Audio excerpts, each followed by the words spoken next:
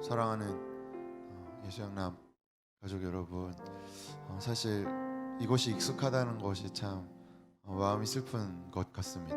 사실 우리가 함께 마주보고 서로의 눈을 마주하며 또 서로의 목소리를 들으며 또 그의 손짓을 바라보며 예배하는 것이 우리에게 익숙한 것이어야 할 텐데 이렇게 영상으로 바라보게 되는 것이 참 마음이 어렵고 불편하나 오늘 우리가 말씀에서 바라보듯 그럼에도 우리가 함께 예배할 수 있는 이유는 약속하신 분이 있기 때문이죠. 우리가 그 약속하신 분을 위해 나아가는 것이기 때문이라는 이 사실이 오늘도 예배 가운데 말씀을 통하여 또 기도하는 가운데 또 찬양 중에 하나님이 우리 교우들을 한 사람 한 사람 마음 가운데 말씀하시리라 확신합니다.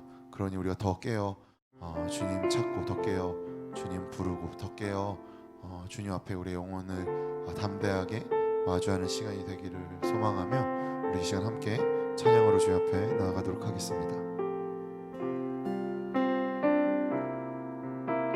환난 가난과 고난 어려움 속에도 성도는 그 믿음을 지켰네. 주를 섬기는 일에 자신을 다 드리며 진리의 말씀과 성령으로 그 길을 걸었네.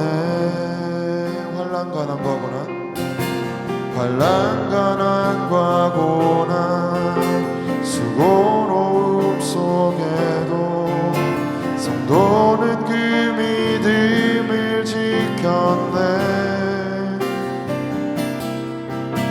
주를 섬기는 일에 자신을 다 드리며 진리의 말씀과 성령으로 그 길을 걸었네. 그리스도 안에서 새롭게 하시고 그리스도로 인하여 자유케 되었네. 우리는 무명하나 유명한 자요. 죽음의 위기 속에도 참 생명 가졌고 근심하나 기뻐하며 가난하나 다른 이를 부욕해 하는 자로다.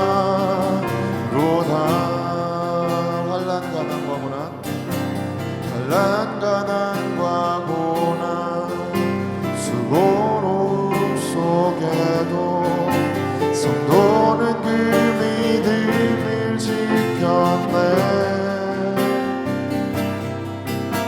주를 섬기는 일에 자신을 다 드리며 진리의 말씀과 성령으로 그 길을 걸었네. 그리스도 안에서 새롭게 하시고 그리스도로 인하여 자유케 되었네. 우리는 무명하나 유명한 자요. 죽음의 위기 속에도 참 생명 가졌고 근심하나 기뻐하며 가난하나 다른 이를 부욕해 하는 자로다. 우리는 무명하나 유명한 자요. 죽음의 위기 속에도 참 생명 가졌고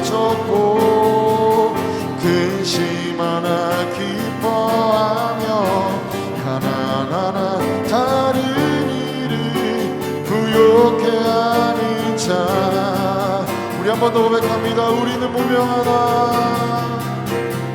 우리는 무명하나 유명한 자요. 죽음의 위기 속에도 참 생명 가졌고 근심 하나 기뻐하며 가난하나 다른 일이 부욕해 하는 자로다.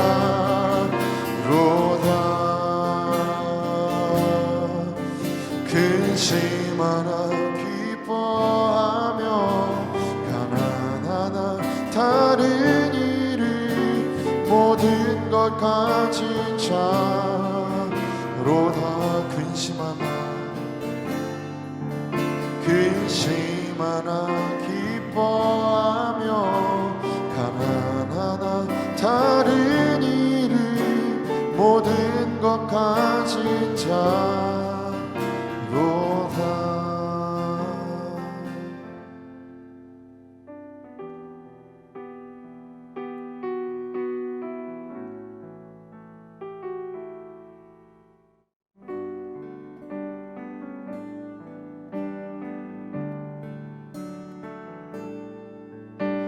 주의 사랑을 주의 선하심을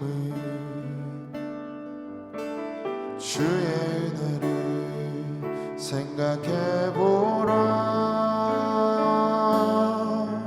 하늘보다도 더 높으신 아버지의 사랑 크고 놀랍네. 아버지 사랑 크고 놀랍네. 주의 사랑을 주의 선하심을 주의 은혜를 생각해보라. 하늘보다도 더 높으신 아버지의 사랑 크고 놀랍네. 아버지 사랑 크고 놀랍네. 내 어찌 그 사랑 잊으리. 내 어찌 주의 긍휼 잊으리. 내 영혼의 모든 소원 만족시킨 하나님. 주의 사랑을 주의 선하심을 주의 은혜를 생각해보라. 하늘보다도 더 높으신 아버지의 사랑 크고 놀랍네. 아버지 사랑 크고 놀랍네. 나 길을 잃고 헤맬 때 그 사랑 날 찾아 내셨네. 내 영혼의 모든 소원 만족시킨 하나님. 나 길을 잃고 헤맬 때 그 사랑 날 찾아 내셨네. 내 영혼의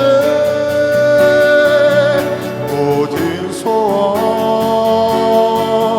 만족시킨 하나님. 내 어찌 그 사랑 잊으리. 내 어찌 그 사랑 잊으리요. 내 어찌 주의 긍휼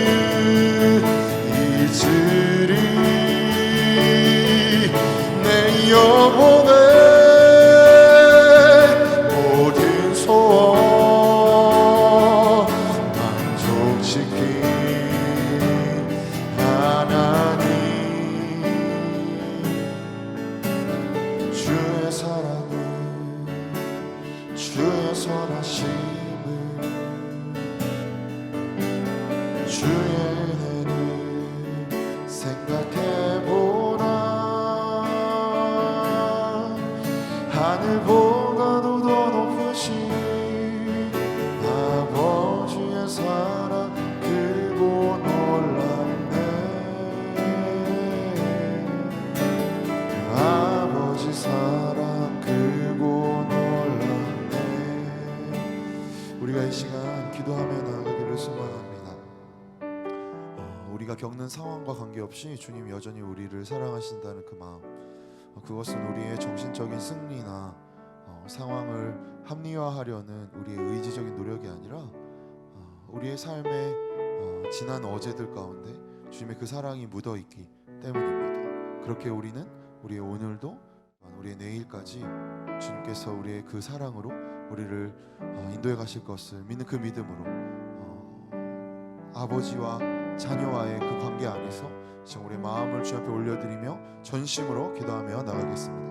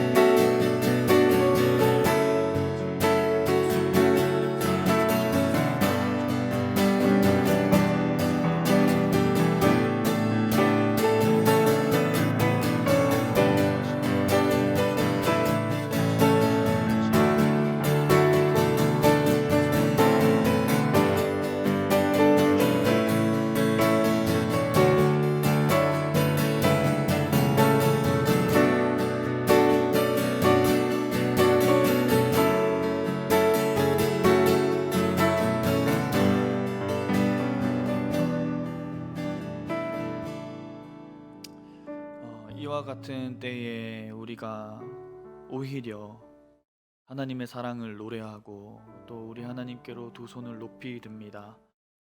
맞습니다. 하나님, 우리의 이러한 기뻐하기 위한 노력들과 사랑을 회복하려는 우리의 이러한 묵상들은 우리의 정신 승리도 아니고 의지적인 노력도 아니고 실제이며 진리임을 우리가 다시 한번 기억하기 원합니다. 아버지, 실제로 우리의 모든 고통을 해결할 어떠한 해결책과 답들이 나오기를 원하지만 항상 하나님께서는 그러한 것을 우리에게 먼저 대답하지 않으시고, 너가 이 고통 가운데서도 여전히 나를 찾고 있는가, 여전히 나와 있었던 그 사랑의 관계 안에 호소되고 있으며 내가 너와 맺었던 그 사랑의 지난 날들을 여전히 기억하며 그 안에 머물려고 애쓰고 있는가, 그것을 물으시는 주님의 음성을 우리가 듣습니다. 하나님, 그 하나님 베푸신 모든 사랑들을 잠잠히 기억합니다. 잠잠할 수 없는 상황이지만, 또 우리를 두렵게 하는 많은 것들이 우리를 힘들게 하지만, 그래도 애를 써서 잠잠히 그 사랑을 묵상해 보려 합니다.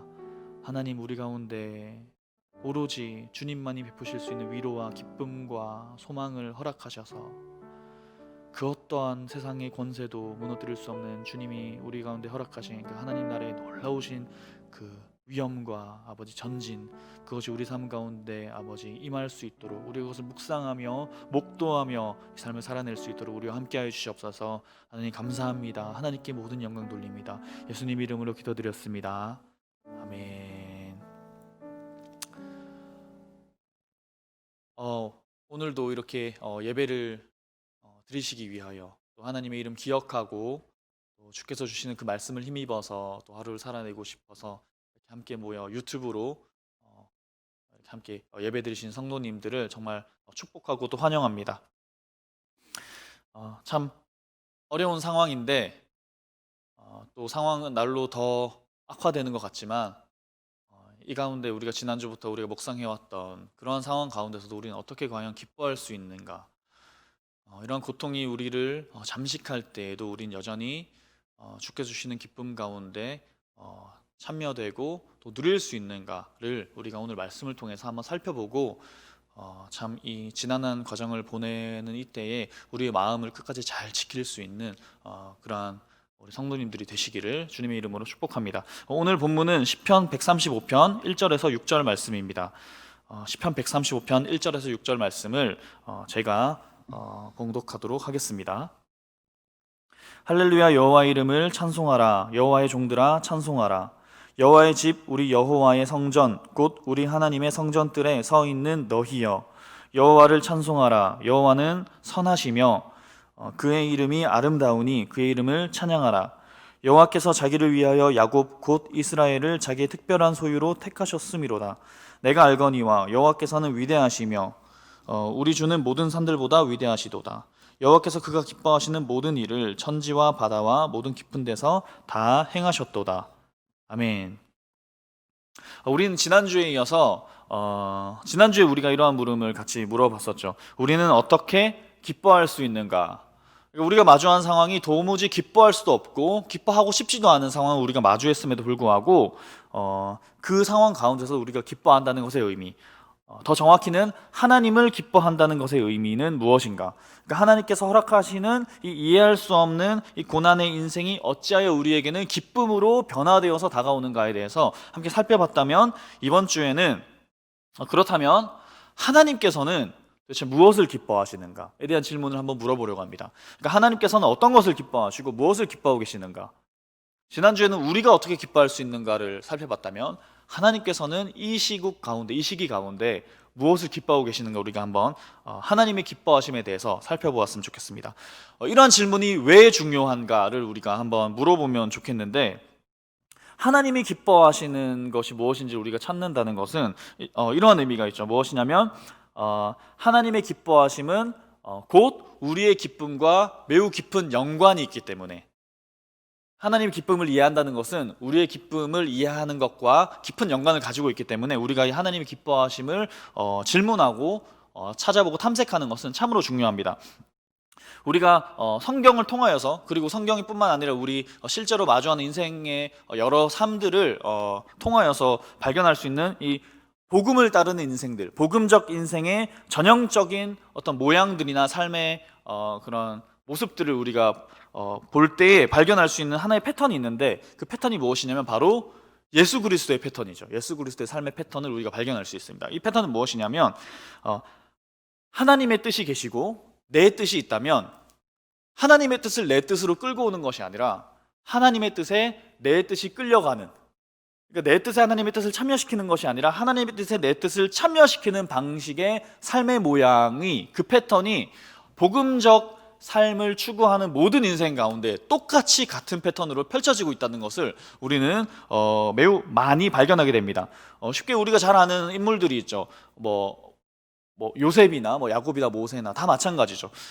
모세 같은 경우는 이제 40살이 되었을 때 자기의 힘으로 자기의 동포인 이스라엘 백성들을 구원할 수 있다고 생각했죠. 그래서 자기가 가진 권력이나 어떤 힘을 가지고 그것을 구원자로서 서보려고 노력했으나, 그러니까 자기가 생각하는 자기의 기쁨, 자신의 뜻 가운데 하나님의 뜻을 동참시키려고 노력했지만 전혀 그것이 되지 않았고, 오히려 40년이 이른 후에 자신의 뜻을 완전히 잃어버리고 하나님의 뜻 가운데 자신의 뜻을 완전히 참여시켰을 때에 그 기쁨에 온전히 참여되는 모습을 우리가 성경에서 발견할 수 있었죠. 야곱도 마찬가지 아닙니까? 자기의 꾀를 따라서, 자기의 뜻을 따라서 그 삶을 이뤄내보려고, 성공시켜보려고, 세워보려고 부단히 노력했지만 결국에 참 기쁨 가운데 참여된 것은 언제였냐면 야복강가에서 하나님 앞에 자신의 뜻을 완전히 굴복시켰을 때, 나의 무력함을 그냥 그대로 인정하고 이스라엘이라는 새 이름을 받게 되었을 때에 야곱은 드디어 참된 기쁨 가운데 참여하게 되죠. 그러한 모습을 보면서 우리는 복음적 삶을 따르는 인생이란 하나님의 뜻 가운데 나의 뜻을 맞추는 인생이고, 그와 동시에 하나님의 기쁨 가운데 우리의 기쁨이 참여되는 것이 바로 신자의 삶이구나 하는 것을 우리가 발견할 수 있다는 것입니다.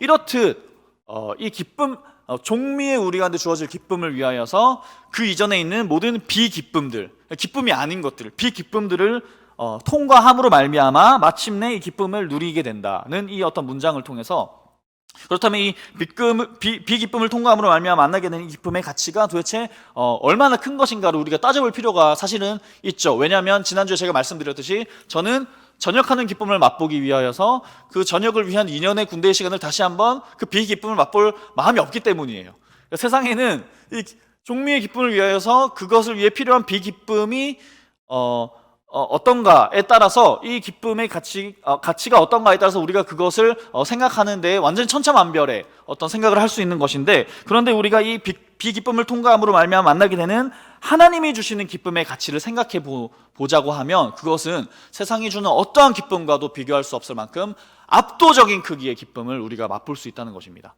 우리가 상상한 적도 없고 세상에서 만나본 적도 없는 기쁨을 하나님께서 주시기 때문에 우리는 우리가 만난 적도 없는 그 기쁨을 위하여서 지금 세상에서 마주하는 모든 비기쁨들을 기쁨으로 통과할 수 있는 힘을 얻게 된다는 것이죠. 요즘 세상에 그런 말이 있죠. 자신의 뜻을 위하여서, 나의 생각이 옳다는 것을 증명하기 위하여서 자신보다 힘이 없는 자의 뜻과 그 어떤 의견을 묵살하고 끌고 오는 사람들을 요즘 말로 뭐라고 하냐면 죄송합니다, 꼰대라고 하는 말로 이제 많이 부르고 있습니다. 흥미롭게도 이제 우리 교육자 공동체 안에서도 이 꼰대가 되고 싶지 않은 어떤 많은 분들이 계시고, 또 그 노력들을 함으로 말미암아 우리 젊은 부교육자들을 위해서 부단히 노력하시는 우리 많은 부목사님들의 사랑을 많이 느낄 수 있는데, 이러한 이제 꼰대라는 말은 이 시대 가운데 굉장히 부정적이고 듣기만 해도 당장 그냥 무너뜨려 버려야 할 것 같은 어떤 개념처럼 들리지만, 놀랍게도 우리는 하나님 묵상함을 통하여서 이 하나님의 어떤 이 꼰대다움을 우리가 발견할 수 있다는 것이죠. 하나님은 양보가 없으시다는 거예요. 자신의 뜻을 위하여서 자신을 따라오는 많은 백성들의 뜻을 철저히 찍어 누르시는, 제가 이렇게 표현했지만 사실 찍어 누르시는 것이 아니시죠. 하나님만이 보실 수 있는, 절대자의 위치에서 절대자의 눈으로 보실 수 있는 가장 선한 길, 생명의 길, 사망으로 이르지 아니하는 길, 우리 가운데 참 기쁨을 회복하고 참 회복을 불러일으킬 절대자만이 이끌 수 있는 그 길로 인도하기 위하여서 자신의 백성들의 뜻을 자기의 뜻으로 끌고 오시는 하나님의 그 어떤 꼰대다움이 우리 가운데 사실은 기쁨이 된다는 이야기입니다. 그렇기 때문에 우리는 하나님의 기쁨이 무엇인지, 하나님은 어떠한 것에 기쁨을 누리시는지, 그 기쁨에 우리가 어떻게 참여되고 있는지를 철저히 살펴보고 묵상할 필요가 있다는 것입니다.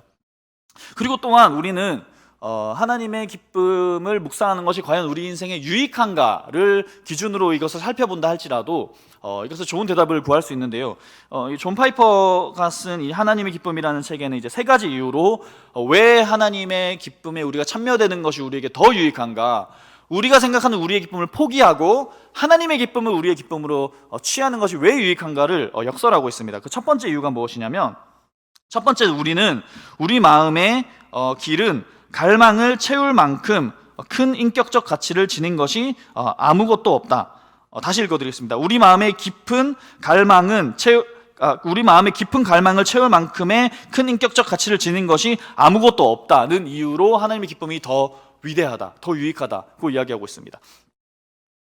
그 실존주의 철학자 중에서 알베르 까미라는 사람이 있는데, 이 사람이 얘기하는 부조리라는 개념이 바로 그것이죠. 무엇이냐면 진리를 갈망하는 그 깊은 갈망이 있고, 수없이 공부하고 탐색하면서, 세상을 탐색하면서 이 진리를 이 세상 가운데서는 절대로 찾을 수 없구나를 인식하게 되는 그 인식이 두 가지가 만나게 되면서 진리라는 것을 찾고 싶은 마음과 진리를 절대로 찾을 수 없다는 현실 인식이 부딪히면서 그 사이에 존재하는 그 거리,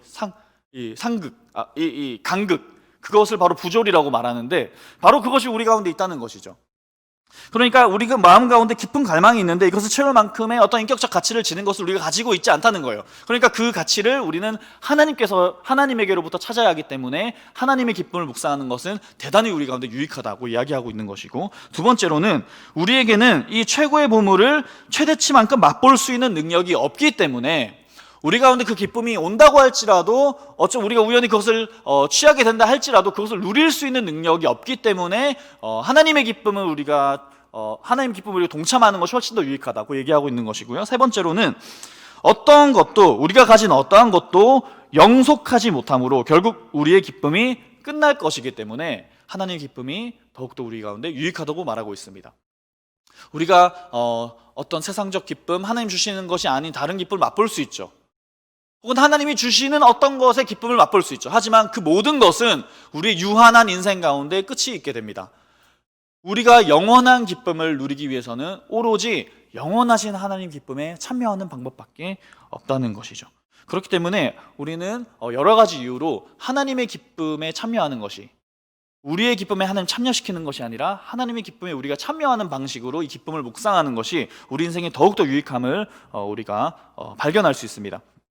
이러한 하나님의 어떤 기쁨, 하나님께서 무엇을 기뻐하시는가를 우리가 알아보기 위하여서 오늘 본문 135편, 시편 135편을 좀 묵상하기 원하는데, 이 135편의 배경을 좀 살펴보자면 특별히 시편은 5권의 책으로 나눌 수 있습니다. 이것은 주제별로 5권으로 후에 편집하여서 묶어둔 것인데, 이 5권 중에서 이 135편은 5권에 해당하는 5권 속에 들어있는 마지막 권이죠. 5권에 들어있는 시편입니다.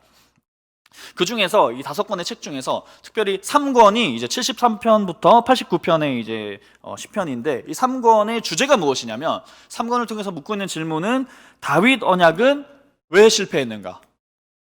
아니, 다윗 언약은 과연 실패한 것인가에 대한 질문을 던지고 있습니다. 그래서 3권에 해당하는 시편들이 되게 암울합니다. 고통을 많이 이야기하고요. 그런데 이 3권의 이런 질문에 대해서 4권, 5권에 해당하는 시편들은 그에 대한 대답을 하고 있죠. 그래서 하나님 나라의 회복과 소망을 보통 이야기하는 것이 많은데, 이 5권에서 특별히 우리가 읽은 이 135편의 바로 앞에 등장하는 15개의 시편은 바로 성전에 올라가는 노래라고 해서 이 시편들이 무엇이냐면 추측입니다. 많은 학계의 추측들과 연구들이 있는데 이 어떤 그런 것들이 있는데, 이 15개의 시편이 무엇이냐, 성전에 올라가는 노래는 무엇이냐, 15개의 순례자의 노래였다라고 하는 추측이 있습니다. 즉 무엇을 말하는 것이냐면, 이스라엘 곳곳에서 이제 제사를 드리기 위해서 순례의 길을 떠날 때에 그 순례자들이 부르는 노래였다라고 하는 추측이 있는데, 그러니까 이것이 무엇을 의미하냐면 제의적 노래였다는 것이죠. 하나님께 예배드리기 위하여서, 하나님의 영광을 나타내기 위하여서 부르던 노래. 그러니까 이 노래는 언제 불리던 거냐면, 지금 시편이 편집되고 쓰여진 이 포로기에 불리던 노래가 아니라 사실은 왕정시대, 하나님의 그 승리와 하나님의 놀라우신 그런 계획과 그것이 성취되는 것들을 마음껏 누리고 있었던 그 왕정시대에 불리던 어떤 제의적 노래들이 이 포로기가 지나간 이 상황 가운데, 포로기에 머물고 있는 이 상황 가운데에 불리워진다는 것의 의미는 무엇이냐면 회복을 소망하고 있다는 것이죠. 그러니까 이 노래를 부름으로 인하여서 우리는 우리 하나님의 계획에는 실패가 없으시다, 하나님의 기쁨은 여전히 끝이 나지 않았다, 우리는 이 하나님의 기쁨을 회복할 수 있을 것이다 하는 소망을 품고 이러한 분위기 위에서 불렸다는 것입니다. 오늘 본문은 이 앞에 등장하는 성전에 올라가는 노래의 속편격에 해당하는 노래이기 때문에 우리가 이 시편을 읽을 때에도 이 안에는 이러한 소망과 분위기가 지금 속해 있다는 것을 견지한 상태로 읽어나가면 많은 우리의 묵상에 도움을 준다는 것입니다. 그렇다면 오늘 시편을 통하여서 하나님께서는 과연 무엇을 기뻐하시는가에 대해서 우리가 살펴보려 하는데, 그 첫 번째는 무엇이냐면 하나님께서는 자신이 행한 모든 일을 기뻐하신다는 것입니다. 오늘 본문 6절 말씀입니다. 제가 읽어드리겠습니다. 6절 말씀입니다. 여호와께서 그가 기뻐하시는 모든 일을 천지와 바다와 모든 깊은 데서 다 행하셨도다. 아멘. 하나님께서 자신이 행한 모든 일을 기뻐하신다. 이것은 저희 인생 가운데 반드시 기억해야 할 그리고 우리 믿음의 근간을 이루는 대전제이며 또한 대결론부에 해당하는 매우 중요한 문장입니다. 즉 무엇이냐면, 다시 말해서 우리가 어떻게 이걸 받아들여야 하냐면, 우리가 하나님의 기쁨에 참여해야 하는데 하나님께서는 자신이 행한 모든 일을 기뻐하시기 때문에 우리 또한 하나님이 행하신 모든 일을 기뻐해야 한다는 것을 의미한다는 것이죠. 그렇다면 여기서 우리는 질문이 생기는데, 그러면 모든 시, 모든 때에 일어나는 모든 사건에 대해서 하나님이 기뻐하시는 것인가? 그럼 우리가 보기에 이해할 수 없는 사건들, 극단적인 예로 우리가 마음껏 우리가 읊어볼 수 있겠죠. 뭐 살인, 강도, 강간, 뭐 전쟁과 질병 같은 것들. 우리 며칠 후면 이제 출소할 흉악한 어떤 그런 범죄자에 대한 어떤 그런 사건들과 이야기들도 우리가 과연 기쁨으로 받아들여야 하는 것인가? 그런 것들을 완전히 우리가 그런 것들 슬픔을 묵살하고 그냥 우리의 믿음에 근거하여서 그런 것들을 좋은 것으로만 우리가 여겨야 할 것인가? 그런 질문이 당연하게 생기는 것이죠. 하지만 대답은 그렇지 않다는 겁니다. 여기서 말하는 하나님의 기쁨은 전혀 그런 것이 아니라는 것이죠. 오늘 본문의 이후에 나와 있는 8절부터 11절의 말씀을 우리가 함께 살펴보셨으면 좋겠습니다. 8절부터 11절의 말씀인데 제가 한번 읽어드리도록 하겠습니다. 그가 애굽에 처음 난 자를 사람부터 짐승까지 치셨도다. 애굽이여, 여호와께서 내게 행한 표적들과 징조들을 바로와 그의 모든 신하들에게 보내셨도다. 그가 많은 나라를 치시고 강한 왕들을 죽이셨나니 곧 아모리인의 왕 시훈과 바산 왕 옥과 가나안의 모든 국왕이로다. 아멘.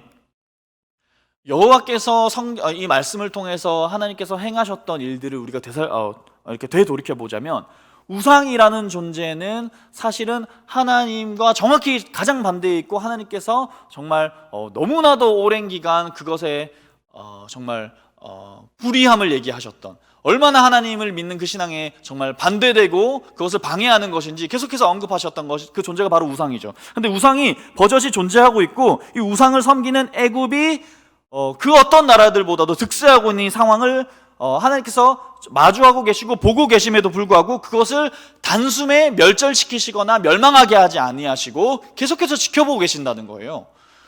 그러니까 하나님께서 그것을 다 인지하고 계시고 보고 계신데도 불구하고 그러한 이해할 수 없는 불의한 상황들이 있다는 것이죠.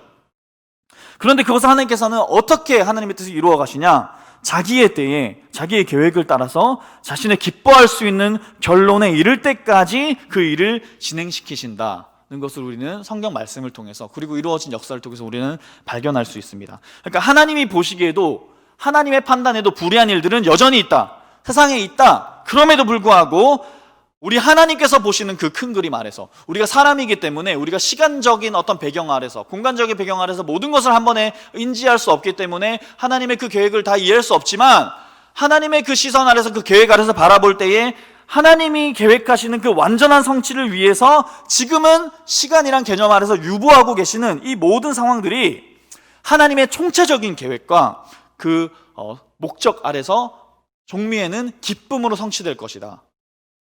이러한 개념 안에서 우리는 모든 일을 기뻐하신 하나님의 기쁨을 묵상해야 된다는 것입니다. 그러니까 이러한 하나님의 일하심이 우리 가운데 어떻게 힘이 되고 우리에게 소망이 되고 기쁨이 되는 것인가를 생각해 본다면, 마치 결론을 알고 어떤 연극이나 드라마나 그런 것을 보는 것과 같죠. 그러니까 결론을 우리가 기억하고 있기 때문에, 결론을 알고 있기 때문에 마지막에는 우리가 웃을 것이다, 마지막에는 우리가 상상도 할 수 없었고 만난 적도 없는 그 기쁨을 우리가 획득하게 될 것이다, 하나님이 우리 가운데 부어주실 것이다, 보여주실 것이라는 것을 알기 때문에 그 기쁨을 위한 어떤 하나의 전조 단계가 된다는 그러한 어떤 개념과 시각으로 우리가 세상을 바라보기 때문에 최종적 기쁨으로 인한 기쁨이 지금 우리의 이 삶의 과정 가운데 주어질 수 있다는 것이죠.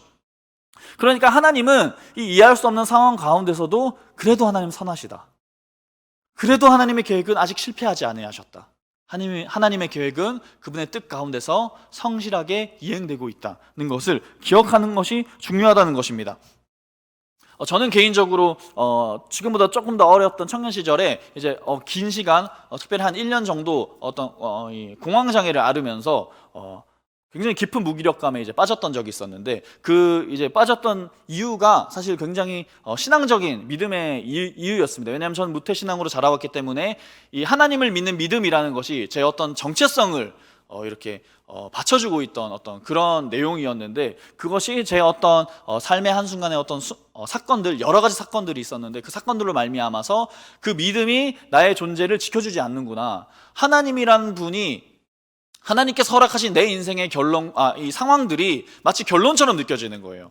하나님이 주시는 결론들이 정말 불의하구나, 하나님께서 고통과 고난과 이런 걸 통과할 수 있는 광야의 시간을 주신다는 건 알고는 있었지만 해도 너무한 거 아닌가? 정말 이러한 하나님 주시는 나의 이 삶의 현장들이 정말 하나님 주신 결론인가? 하는 생각에 빠졌을 때 저는 깊은 무기력감에 빠져서 완전히 알았던 적이 있습니다. 그런데 놀랍게도 제가 그곳으로부터 처음으로 그 무기력감을 탈출할 수 있었던 그 어떤 하나님께 주신 마음이 무엇이었냐면, 그래도 하나님 선하시다. 하나님의 계획은 아직 실패하지 않았다.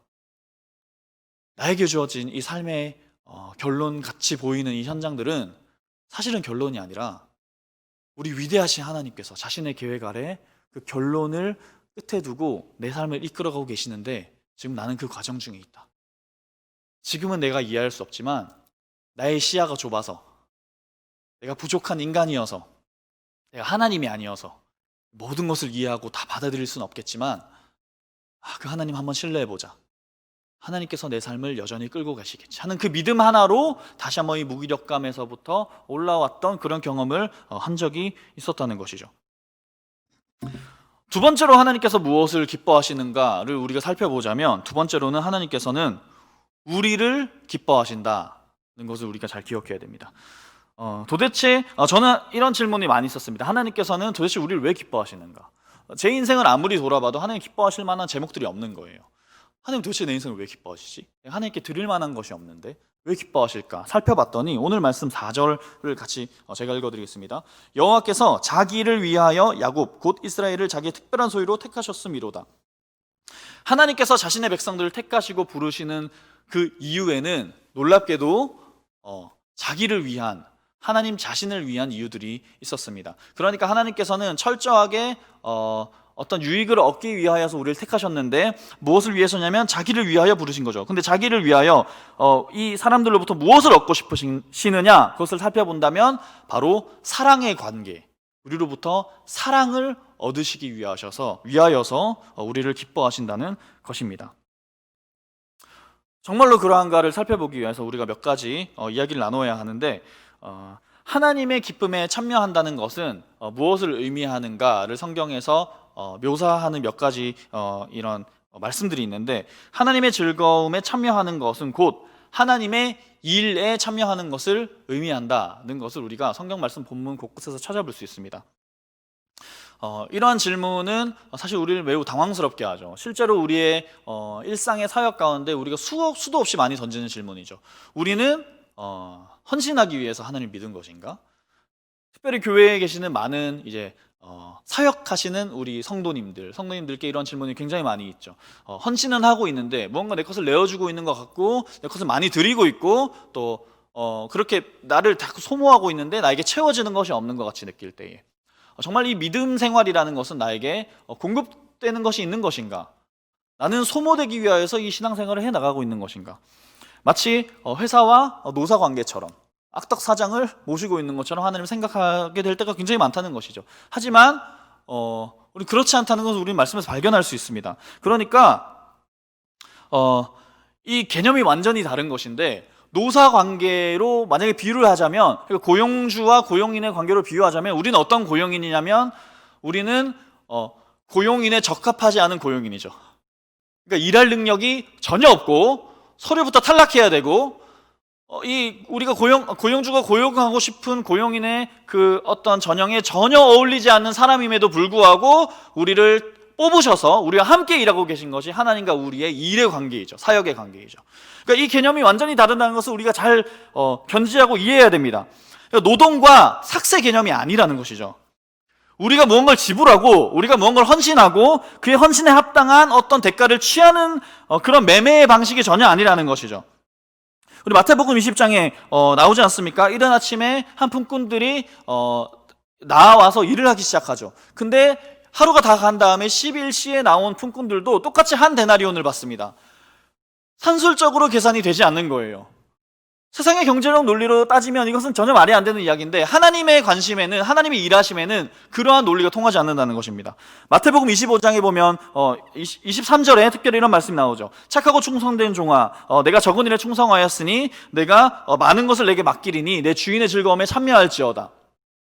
하나님께서 내 주인의 즐거움에 참여시킨다는 것, 참여할지어다라고 말씀하실 때 그것이 마치 많은 것을 맡는 것, 많은 것을 맡는 것을 의미하는 것처럼 보이지만 사실은 그렇지 않지 않습니까? 우리가 이 한 달란트를 가지고 한 달란트를 남기고, 두 달란트를 가지고 두 달란트를 남기고, 5달란트를 가지고 5달란트를 남기는 이 비유를 통해서 우리가 충분히 우리가 많이 묵상했죠. 하나님이 원하시는 것은 많은 것을 맡고 많은 것을 남기는 그러한 것을 원하시는 것이 아니구나.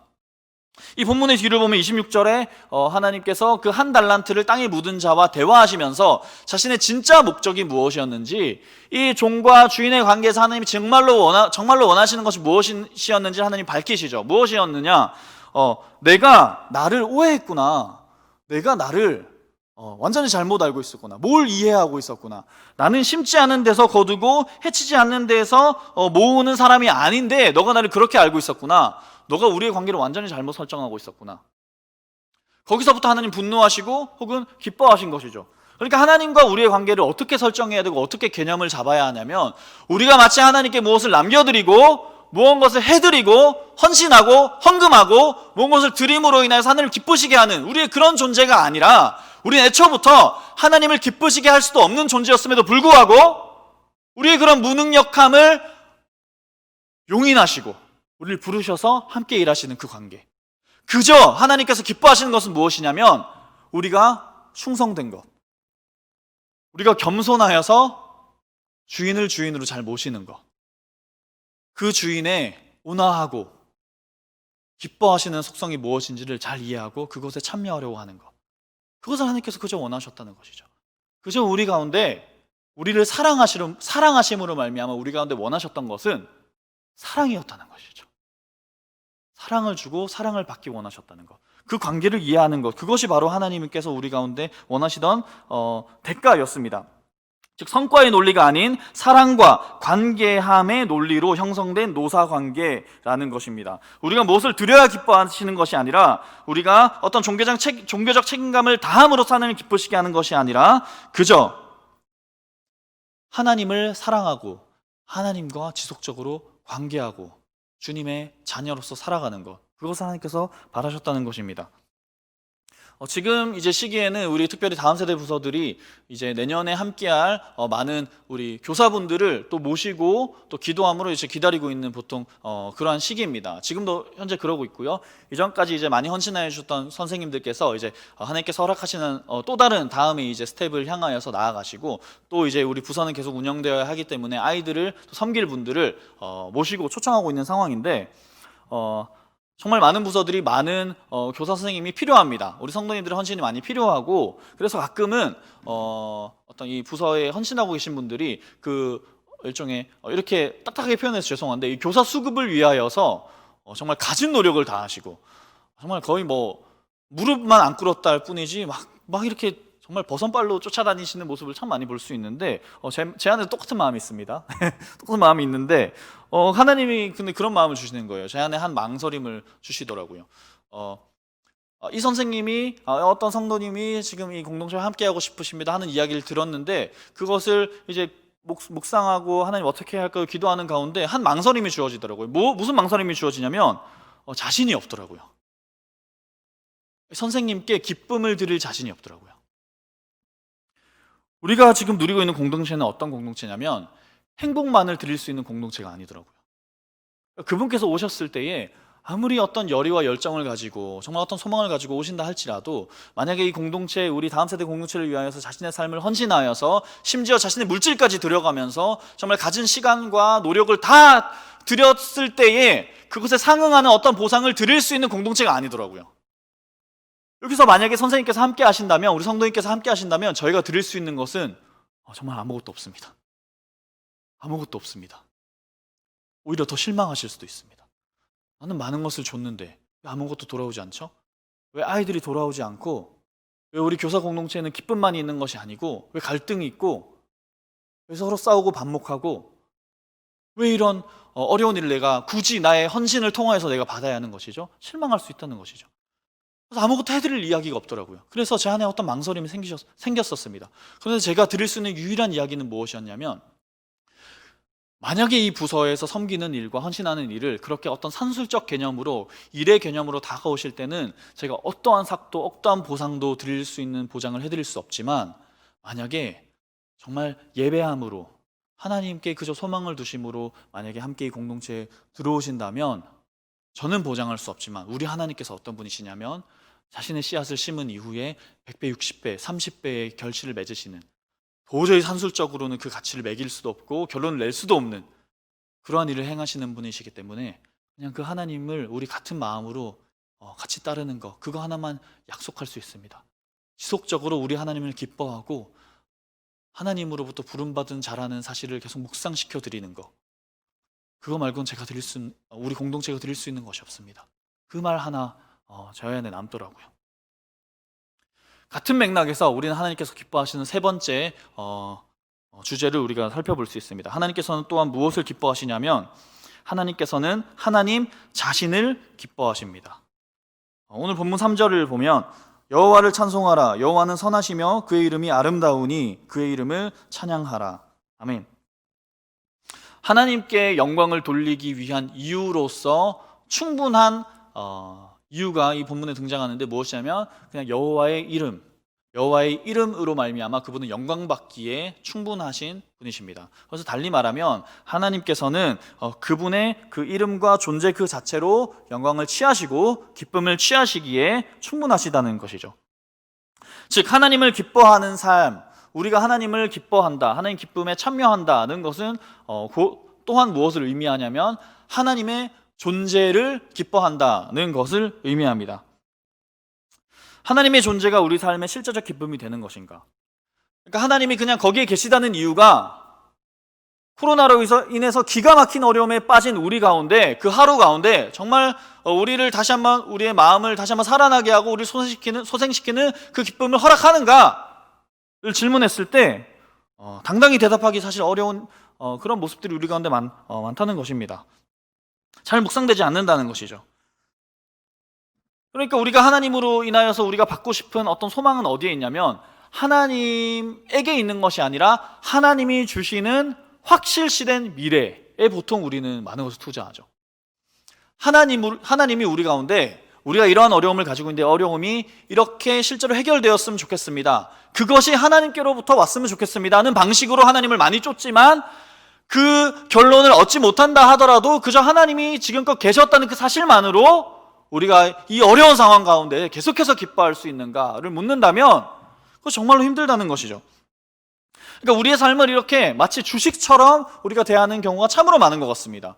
제가 뉴스를 통해서 이제 한 재밌는 택시 기사님을 이제 소개받게 되었는데 그 택시 기사님은 20년 동안 이제 한 대기업의 주식에 이제 계속해서 지속적으로 주식을 계속 투자하셨던 어떤 분의 이야기였습니다. 요즘과 같이 이 주식이 마치 유행처럼 이렇게 불어닥치고 있는 이때 가운데 마치 굉장한 영웅담처럼 성공의 이야기처럼 우리 가운데 주어지고 그것을 굉장히 조회수가 높았던 많은 사람들이 그것을 묵상하던 어떤 그런 광경을 제가 유튜브에서 본 적이 있는데 그분에게 진리는 아니지만 굉장히 우리 그리스도인들이 견지해야 될 어떤 삶의 태도가 있다는 것을 발견했습니다. 무엇이냐면 그분은 택시기사로서 삶을 사시면서 첫 번째 주식의 중요한 것은 끊임없이 주식을 공부해야 된다. 그러니까 이 시류를 읽을 줄 알아야 된다. 이것은 일단 필수적이고 두 번째는 무엇이냐면 안심하고 기다려야 된다. 걱정 말고 큰 그림 가지고 그냥 계속 들여다보지 말고 계속 기다려야 된다. 요거 확신을 가지고 기다려라. 내가 공부한 그것에 확신을 가지고 기다려라. 이 어떤 얘기를 하시는데 저희 가운데 진리처럼 들리더라고요. 그러니까 우리 현대인들이 지금 필요하고 계속해서 갈망하는 것이 무엇이냐면 나의 불안정하고 불확실한 미래 가운데 확실성이 임하기를 계속해서 바란다는 것이에요. 지금은 주가가 바닥을 치고 있는데 언젠가는 이 주가가 올라가겠지 하는 불확실한 미래에 자꾸 내 삶을 걸고 거기에 투자하고 지금은 어려운 상황인데 언젠가는 이 상황이 괜찮아지겠지, 삶이 나아지겠지 하는 그 목적을 위하여서 하나님을 이용하고 불확실한 미래에 대한 묵상을 너무나도 많이 한다는 것이죠. 하지만 놀랍게도 우리 그리스도인들이 묵상해야 하는 진짜 시간은 무엇이냐면 미래가 아니라 영원입니다. 우리는 영원을 묵상해야 됩니다. C.S. 루이스가 쓴 스크루테이프의 편지의 15번째 편지에 보면 이러한 이제 개념을 설명합니다. 무엇이냐면 이제 시간을 과거와 현재와 미래로 나눌 때에 하나님의 영원과 무엇이 가장 닮고 닮지 않았는가를 비교하는데 가장 닮지 않은 것은 미래라고 얘기합니다. 미래는 어떠하냐면 미래는 사람의 입장에서 미래를 바라볼 때 그것은 절대로 명확할 수 없고 언제나 불확실하여서 무한히 흔들리죠. 그래서 영원과는 완전히 다른 것입니다. 사람의 입장에서는 미래를 묵상하는 것보다 과거를 묵상하는 것이 훨씬 좋다고 C.S. 루이스가 얘기합니다. 과거는 어떠한가? 과거는 확정되어 있고 명확하여서 더 이상 변하지 않습니다. 그래서 영원과 닮아 있습니다.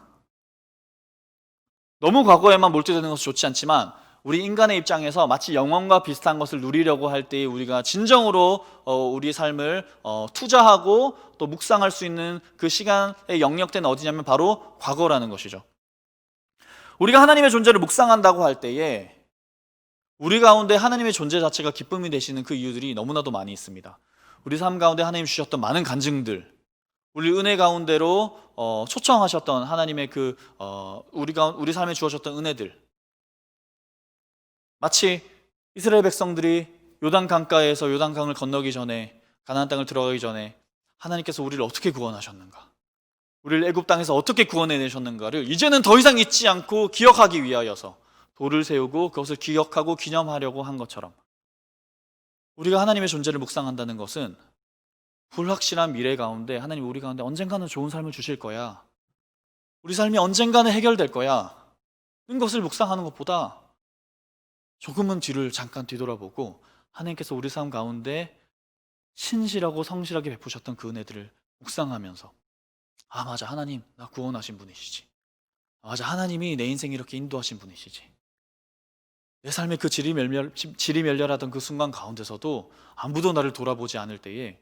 우리 하나님께서 나 찾아오셨지, 우리 하나님이 나 그 어려운 가운데 지쳐 쓰러져 있을 때 나 일으키셨지 하는 우리의 그 작은 간증들이 우리의 이 존재를 다 이루고 있다는 것이죠. 그러니까 하나님의 그 존재 자체가 우리 가운데 기쁨을 줄 수 있으며 우리는 그 하나님의 존재 자체만으로도 우리가 다시 한번 현재에 넘어졌을 때 과거를 바라보며 일어날 수 있는 이유가 된다는 것입니다.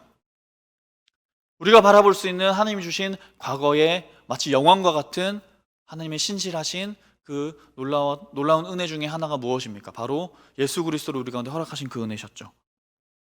하나님의 사랑하는 아들이요 하나님의 기뻐하는 자였던, 자신의 기뻐하는 자였던 예수 그리스도를 주심으로 말미암아, 자신의 기쁨을 소멸함으로 말미암아 우리의 기쁨을 회복시키신 하나님의 은혜, 하나님의 아들들을 내어주심, 그것이 과연 우리 인생 가운데 묵상되고 있는가? 하나님의 그 존재하시고 계셨던 그 사실들, 하나님의 그 존재되심이 과연 우리 가운데 진정한 기쁨으로 묵상되고 있는가? 실제적 기쁨을 주고 있는가를 우리가 이 시대 가운데 진정으로 되묻기를 간절히 원합니다. 사랑하는 성도 여러분, 우리 말씀을 마치면서 우리 하나님의 기쁨을 우리 2주간 묵상했는데 참 이런 어려운 상황 가운데 참 뜬구름 잡는 소리가 되지 않을까 참 많은 걱정이 있고 참 두려움이 있었습니다. 그럼에도 불구하고 하나님의 기쁨에 참여하는 것이야말로 우리가 누릴 수 있는 가장 큰 기쁨이며 영혼의 시간 안에서 보자면 유일한 기쁨입니다. 이 문장이 우리 모두에게 실제가 되기를 진심으로 소원합니다. 우리 하나님께서는 놀랍게도 하나님 자신의 기쁨이 무엇이라 말씀하시냐면 우리가 기쁨이라고 말씀하고 계십니다. 아무리 생각해도 내 인생은 기쁨이 아닌 것 같은데, 내가 해석하는 내 인생은 기쁨이 아닌데, 내가 해석하는 내 인생은 평범하고 좌절되어 있고 패배주의에 빠져 있고 불확실한 미래에 내 인생을 걸 수밖에 없는 그런 너무나도 지리멸렬한 인생 가운데 나는 처해 있음에도 불구하고 우리 하나님의 시선 가운데에서 우리를 다시 한번 바라볼 때 하나님 뭐라고 말씀하시냐면 우리 인생이 여전히 기쁨이라고, 하나님이 우리 인생을 기뻐하신다고 말씀하십니다. 이와 같이 우리 기쁨을 상실해가는 이 시대 가운데 사시면서 우리의 기쁨이 하나님께 있다는 이 말이 우리에게 얼만큼 진리가 되고 또 믿을 만한 것이 될지는 모르겠지만 이것은 분명한 사실입니다.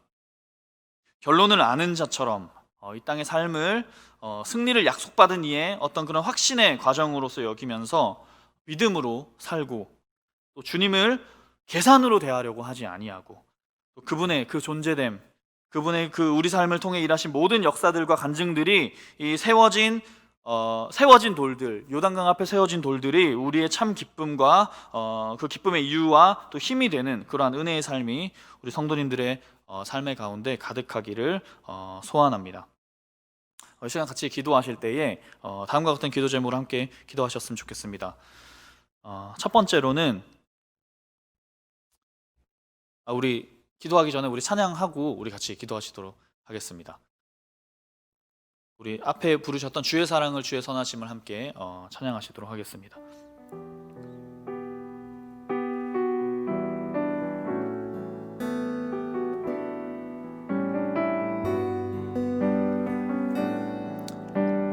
믿음으로 고백합시다. 주의 사랑을 주의 사랑을 주의 선하심을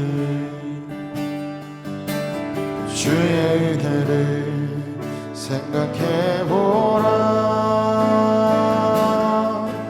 하늘보다도 더 높으신 아버지의 사랑 크고 놀랍네.